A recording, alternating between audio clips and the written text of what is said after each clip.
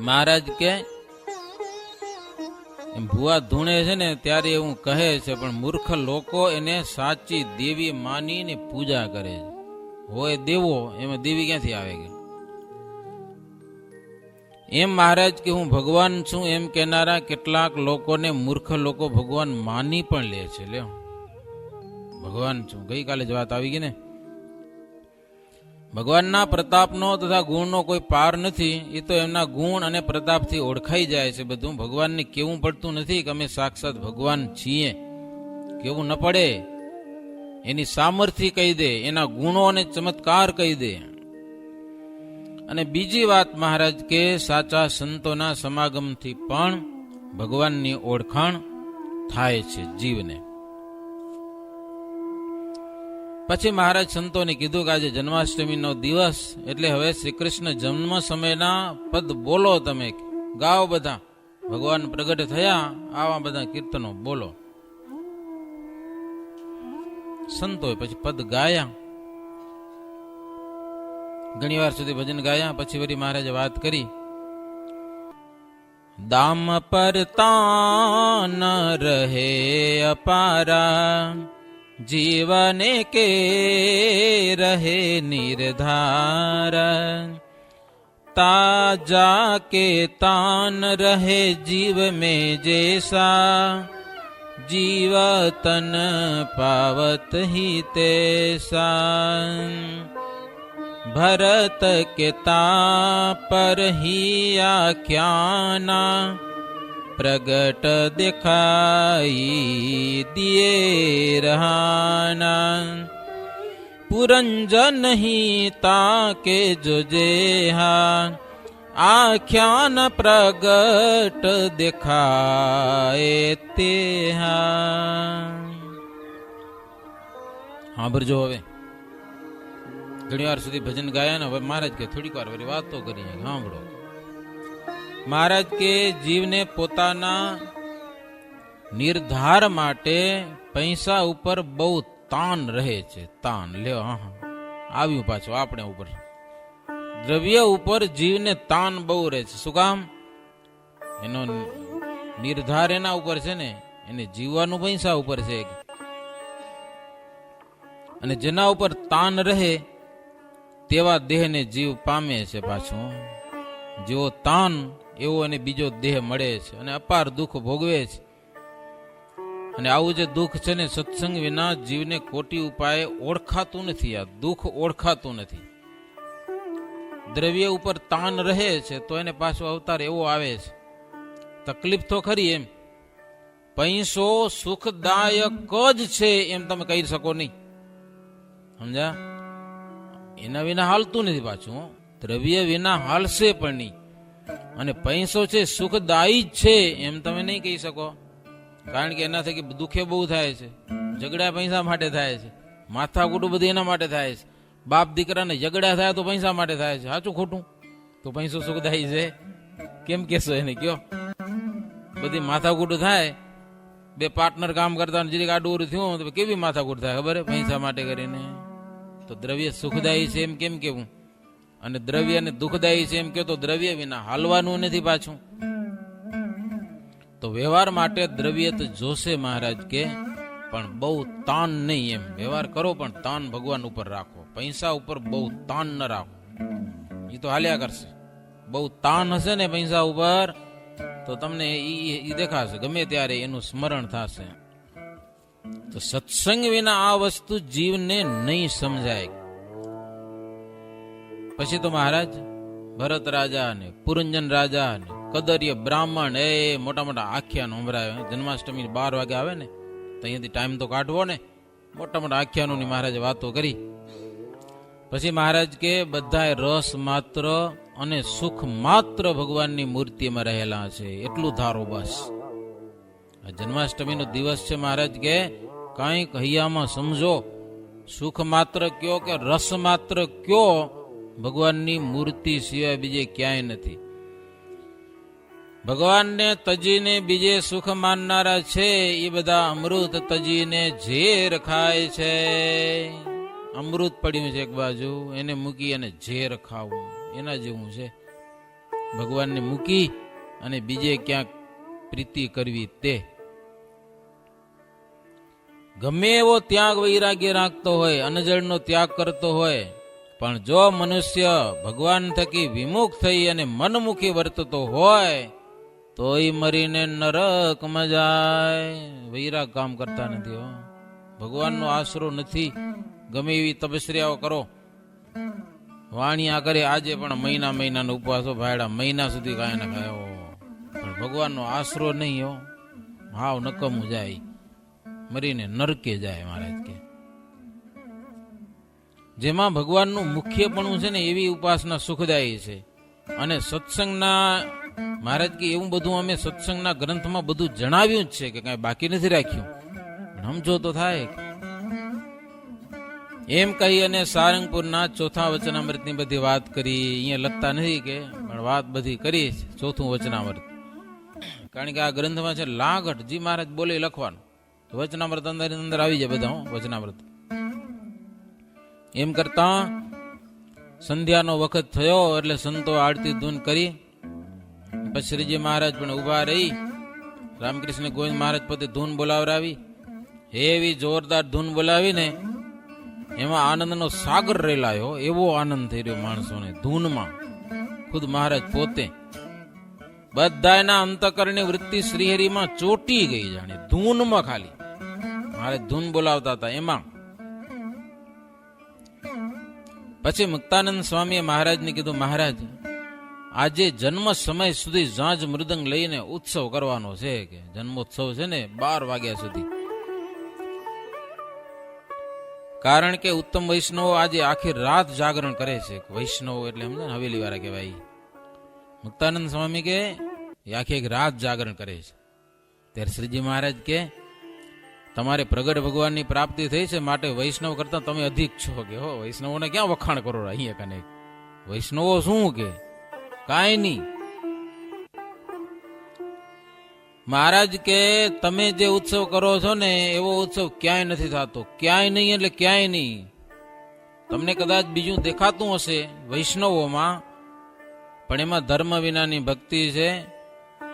એ બધી વિધવા ભક્તિ કહેવાય. સૂકું વૃક્ષ છે ને એ કોઈ દી ફળ ના આપે. સૂકી ગયેલા ઝાડમાં તમે ફળની શું આશા રાખી શકો? જો સૂકું વૃક્ષ ફળ આપે તો વિધવા ભક્તિથી ફળ થાય. ભક્તિ જબરી કરે પણ વિધવા.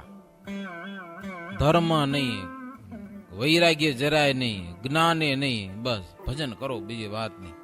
ભજન કરો બસ. વિધવા ભક્તિ એમાંથી કાંઈ ન મળે.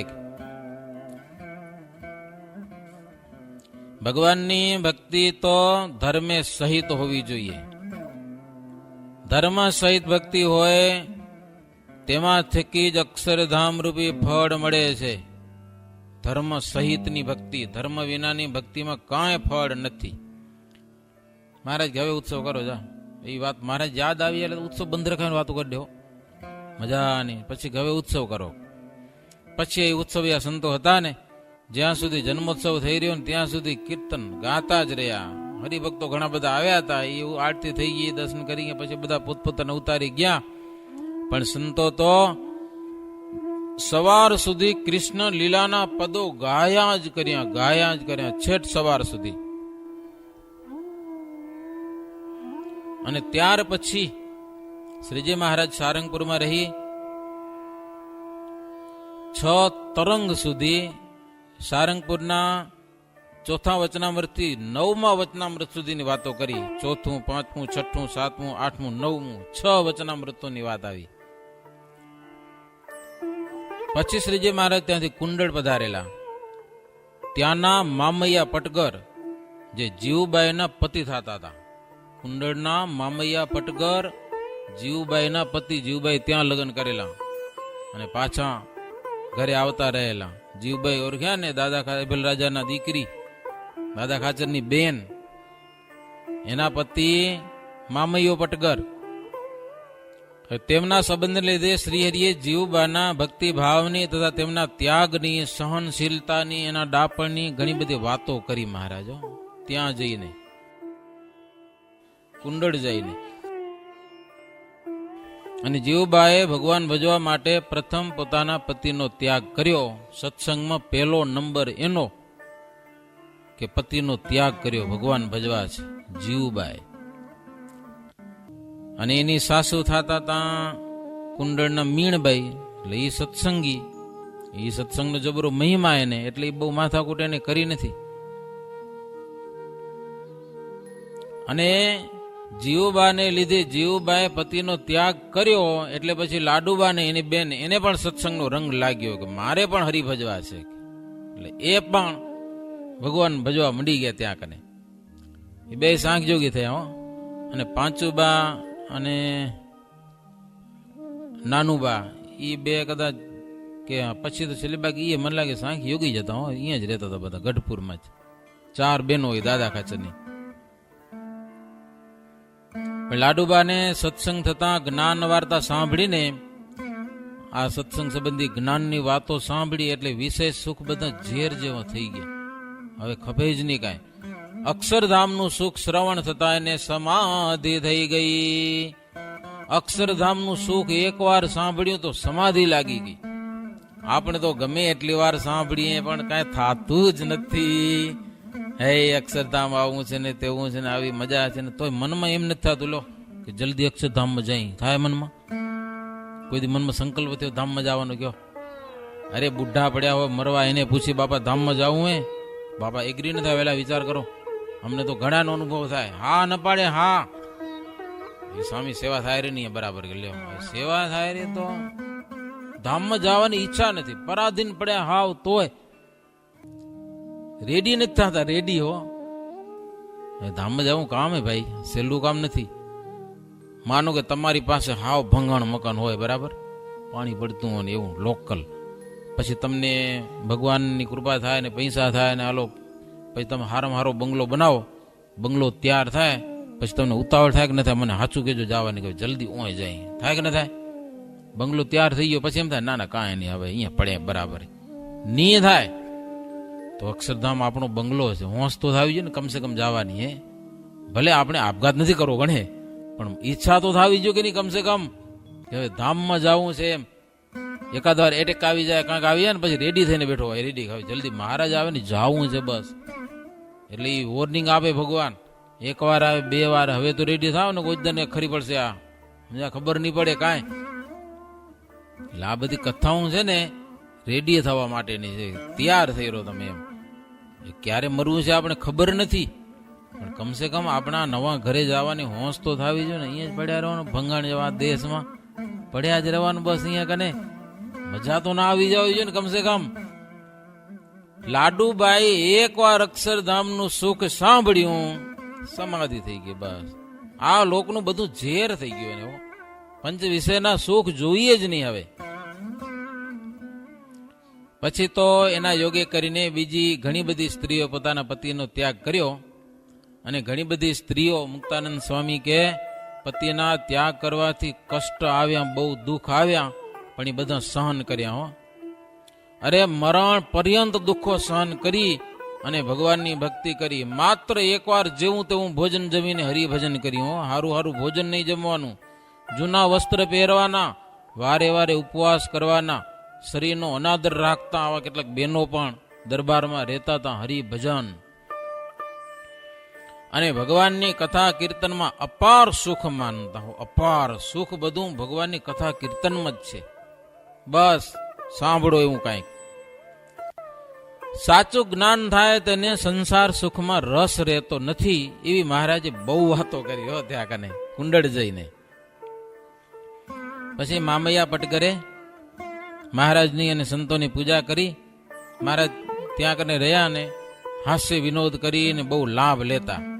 એનો નાનો ભાઈ હતો રામ પટગર, એ પણ સારા ભગત હો. ભગત એટલે એવા ભગત.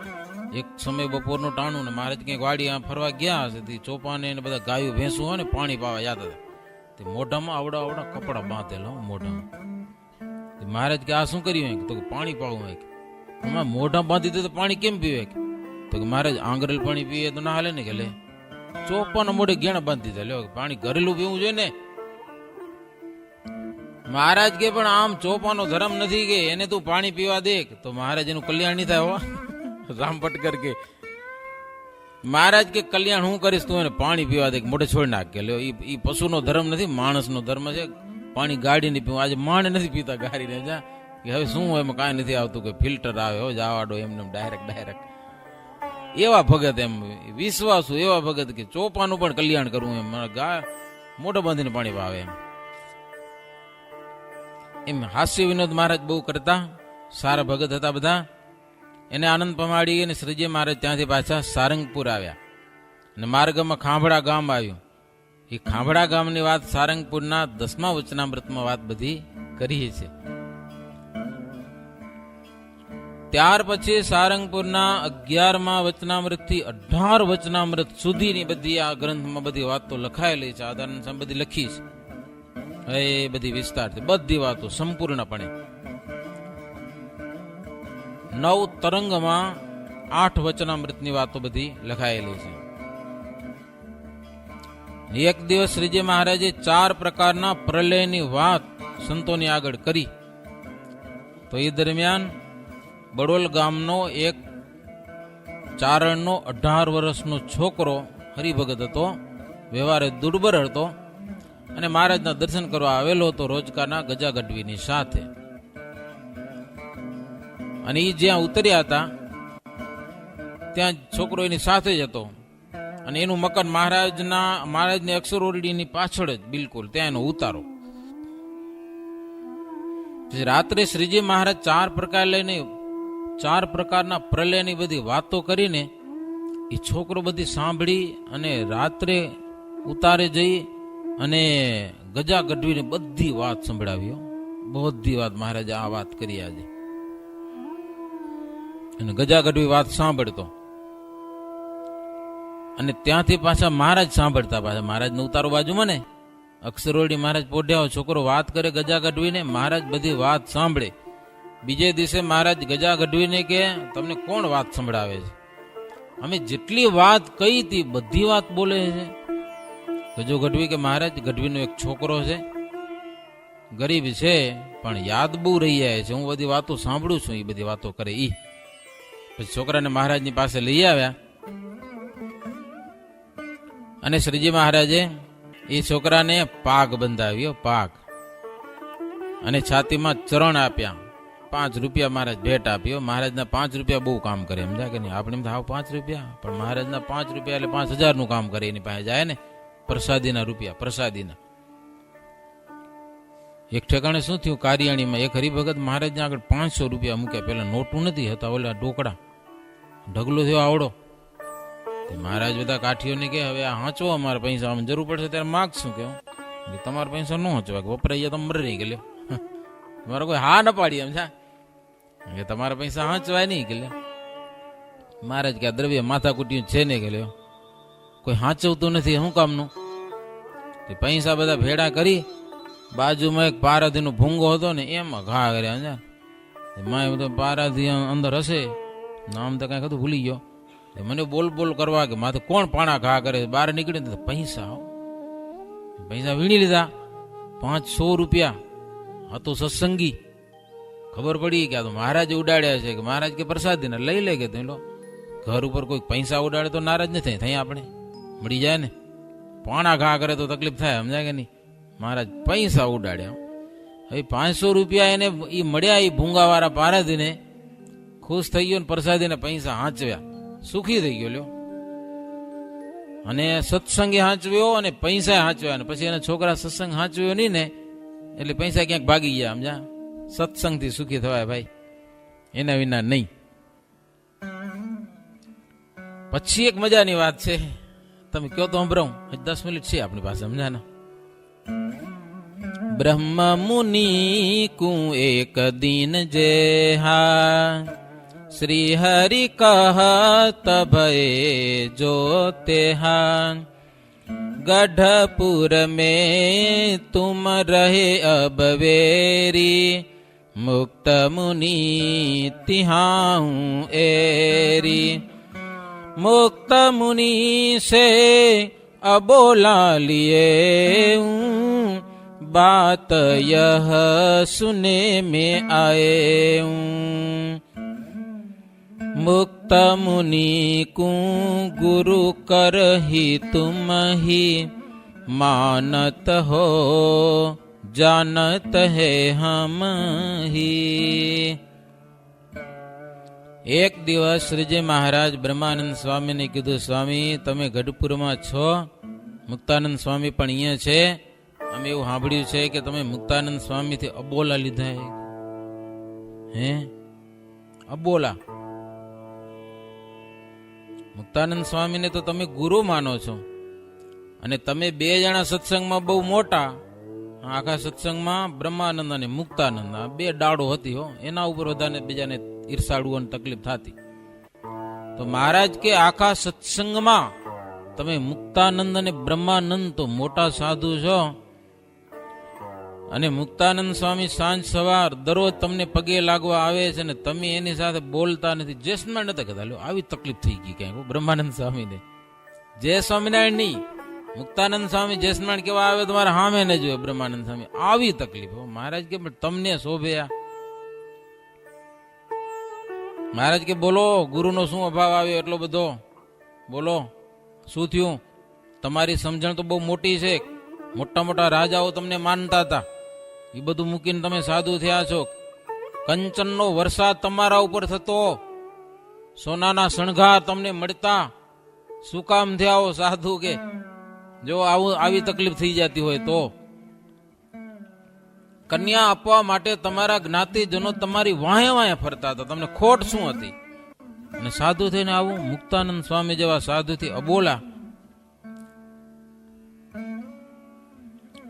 કે આવા મોટા તમે સંસારી સુખને ઝેર માની અને તમે સાધુ થયા અને સત્સંગ કર્યો છે, તમને આવો વિક્ષેપ થયો. મહારાજ કે અમને આશ્ચર્ય લાગે છે. આશ્ચર્યની વાત છે કે તમને અબોલા મુક્તાનંદ સ્વામીથી. બ્રહ્માનંદ સ્વામી કઈ બોલ્યા નહીં, સાંભળ્યા કર્યું. પણ નિર્વિકારાનંદ સ્વામી બોલ્યા કે મહારાજ હું કહું વાત, થોડીક વાત મને ખબર છે. તો મહારાજ કે કયો ને. બ્રહ્માનંદ સ્વામી તો ચોપા ચોપો મહારાજ વઢ્યા ને એટલે કઈ બોલ્યા નહીં. પછી નિર્વિકારાનંદ સ્વામી કે મહારાજ બન્યું એવું કે વાસુદેવાનંદ મુનિ, નાના સાધુ હશે વાસુદેવાનંદ કરીને, અને બ્રહ્માનંદ સ્વામીના એ લૈયા હતા. બ્રહ્માનંદ સ્વામીનું લખણ બધું ઈ કરે, વાસુદેવાનંદ મુનિ. હવે એને બ્રહ્માનંદ સ્વામી સાથે કંઈક અણબનાવ થયો, કંઈક મેળ ન પડ્યો એટલે સત્સંગમાંથી ઈ નીકળી જવાનું નક્કી કર્યું. વાસુદેવાનંદે સત્સંગ છોડી અને એકડમલ થઈ જવાનો નિર્ણય કર્યો. બસ એકડમલ એટલે સત્સંગમાંથી બહાર ભાગી જવાનું. પછી મુક્તાનંદ સ્વામી એને બહુ સમજાવ્યા. મુક્તાનંદ સ્વામી બ્રહ્માનંદ સ્વામીના વખાણ બહુ કર્યા, એની મોટપ સમજાવી વાસુદેવાનંદ મુનિને, પણ એ વાત એને સમજાણી નહીં. બસ મારે હવે જાવું જ છે કે બસ. આવી તકલીફ એને થઈ નાના સાધુને. પછી મુક્તાનંદ સ્વામી કે તમે ઉદાસીનતા છોડી દો, બહાર જવા કરતા મારી પાસે રહી જાવ તો અમારા મંડળમાં રહ્યો, એમ તમને દુઃખ હોય તો. એ કે તો તમે કહેતા હો તો તમારી સાથે રહું કે લ્યો. મુક્તાનંદ સ્વામી કે રહ્યો હાવ સત્સંગ મૂકીને ભાગી જાઓ એને કરતા અહીંયા રહ્યો તો સારું. તે નિર્વિકારાનંદ સ્વામી મહારાજને કે મહારાજ એ સાધુ જો સત્સંગ મૂકીને ભાગી ગયો હોત ને તો વાંધો ના આવત, પણ આ રહ્યો મુક્તાનંદ સ્વામી પાસે એટલે બ્રહ્માનંદ સ્વામીને તકલીફ થઈ કે મારા સાધુ ને એને રાખી લીધો. એમ નકો તો હાવ મૂકીને જતો હતો ગણે. આટલી વાત મેં જાણી છે. ત્યારે મહારાજ બ્રહ્માનંદ સ્વામીને કે તમે સમજુ થઈને આ શું કર્યું કે લ્યો આ કેવો સત્સંગ છે કેમ ખબર પડે? સમય ઉપર ખબર પડે કેવી સમજણ, કેવો સત્સંગ. મહારાજ કે મુક્તાનંદ સ્વામીને આવો છોભ ક્યારે પણ થતો નથી.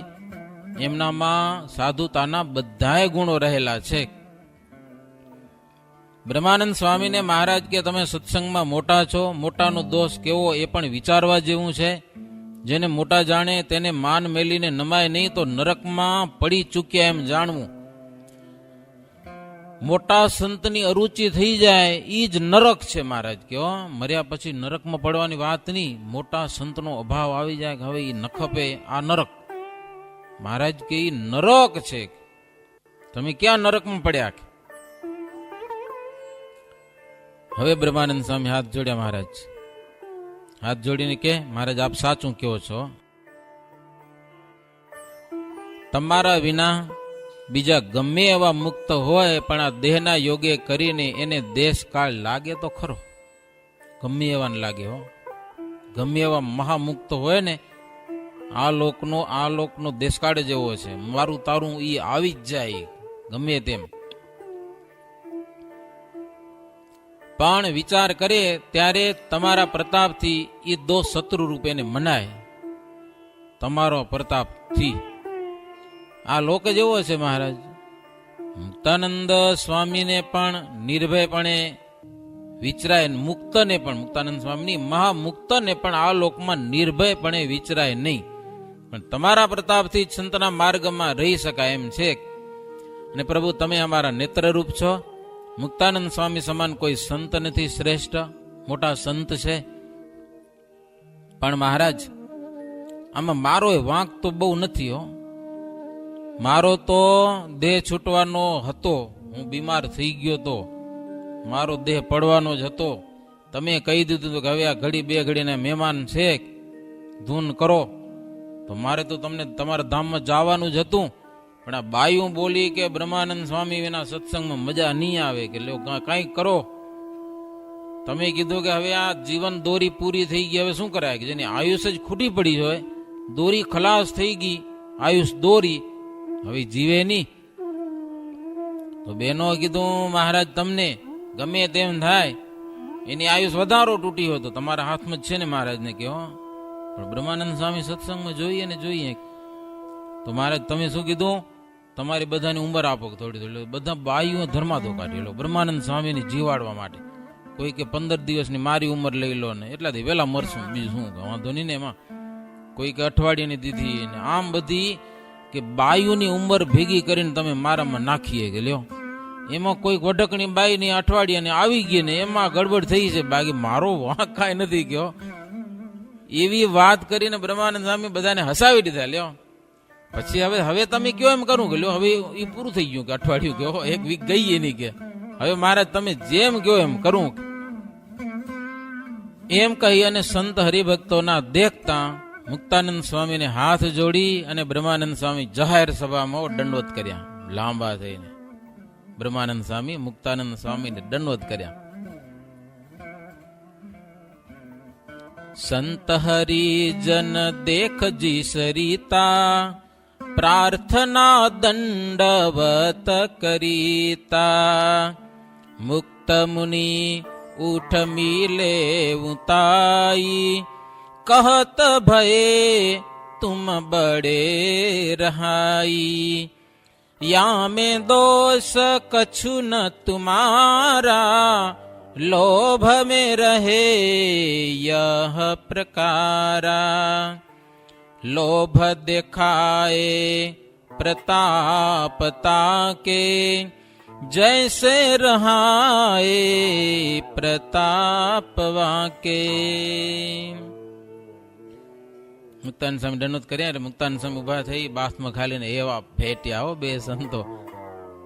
થઈ હતી ને તકલીફ એ બધી દૂર કરી અને મુક્તાનંદ સ્વામી ને બ્રહ્માનંદ સ્વામી કે સ્વામી માફ કરજો, કે હો બાળકનો કઈ ગુનો હોય, જેમ મા બાપ ગણતા નથી એમ તમે તો અમારા મા બાપ છો. બ્રહ્માનંદ સ્વામી કે રાજી રેજો, કે જી થયું હોય ઈ.